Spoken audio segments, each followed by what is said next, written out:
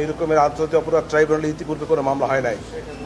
অতএব এই শেখ হাসিনার সাবেক প্রাইম মিনিস্টার শেখ হাসিনার পক্ষে এরকম কোনো মামলা বাংলাদেশে, মানে শেখ হাসিনা বলতে চাচ্ছি যে আরও অন্য কোনো প্রধানমন্ত্রীর বিরুদ্ধে এরকম কোনো মামলা হয় নাই এবং একটি কঠিন গুরুতর চার্জের মামলা।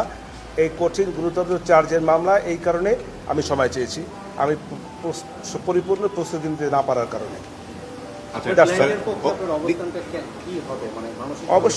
অবশ্যই তার পক্ষে আমি আমার এই ক্লায়েন্ট যাতে এই মামলা থেকে অব্যাহতি পায়, যদি অব্যাহতি এই আজকের আগামী প্ল্যানেট কোর্ট যদি নাও দেন, আমার চেষ্টা থাকবে, আপ্রাণ চেষ্টা থাকবে তার পক্ষে তাকে এই মামলা থেকে খালাস করার জন্য সর্বোচ্চ চেষ্টা আমার তো থাকবে।